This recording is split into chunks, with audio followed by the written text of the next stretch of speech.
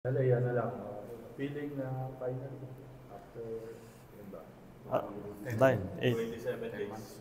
Oh, 9 months, 8, 9 months. Just katulad ng sinasabi ko, I'm just really thankful and just happy and thankful and grateful for this, no, for nabigyan ulit ako ng pagkakataon na makapaglaro, no. Sino ba makakaisip nito na, 'di ba, na di ko nga rin na naisip na makakalaro pa ako ulit, 'di ba?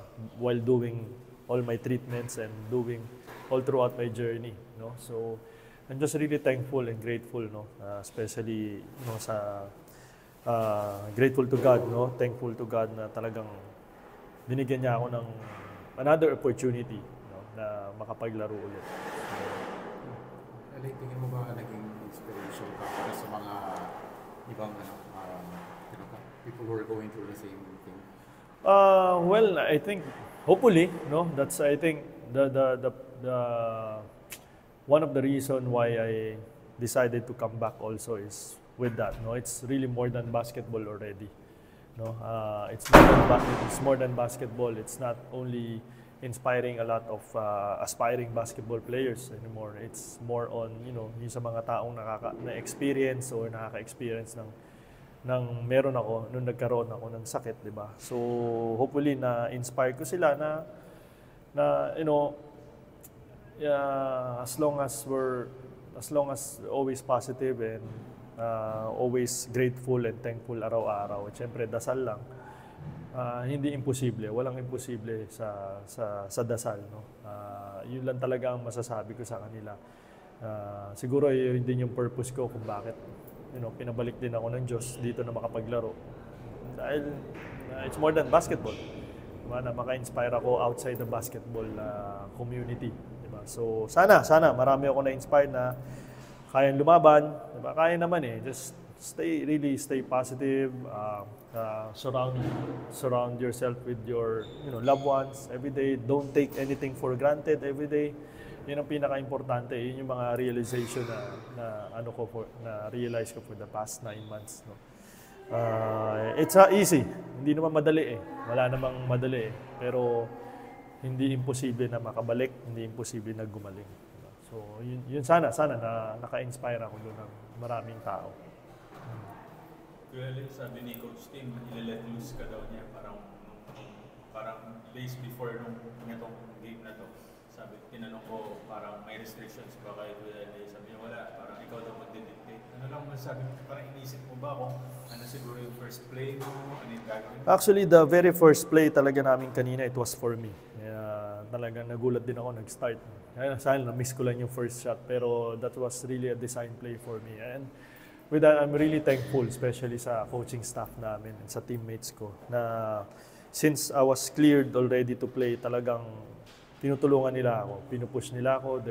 Siguro sila yung pinakamasaya nakabalik ako, 'di ba? Isa sila sa mga pinakamasaya nakabalik ako. Sila mas excited nga kanina before the game kaysa sa akin. So, and of course kay Coach Tim, he was there for me from the start. He guided me, hindi niya ako nilayo sa basketball. I was his assistant coach then, during the finals last year and then the Asian Games, diba? So thankful ako, talagang hindi niya ako, alam mo yun, parang hindi siya nagda-doubt sa akin na I can be the same LA na kailangan niya dito sa team, no? So yun, thankful lang talaga ako. In terms of physical, game shape? Game shape, syempre hindi pa kagad. Siguro mga 70%, no? This is only my first game and hirap yung timing, 'di ba? Sa game. Medyo iba sa practice, iba sa game, 'di ba? Pero nandun naman yung condition, yung second wind. So sana naman may goal naman ako yun naman yung tinututukan naman ako ng mga trainers namin for me to get better every day. Sila talaga sobra yung team talaga namin, sila yung talagang nagpaplano para sa akin kaya sobrang tuwan-tuwa ako na I don't have to tell them kung anong kailangan kong gawin, katulad ng mga coaching staff. I don't have to tell my teammates to help me. sila na mismo nagsasabi, Kuya, we'll help you, we're just very happy. Alam mo yun, yung gano'n. So nakakatuwa. Diba? Na parang yun, hindi ko naiisipin pa pagdating ng game kasi alam ko nandyan yung mga teammates ko tsaka yung buong team behind me. So every day I'll get better. Hopefully pagdating ng playoffs, yun na yung nandun na yung condition ko talaga. Ano yung mga teammates mo sa atin ngayon?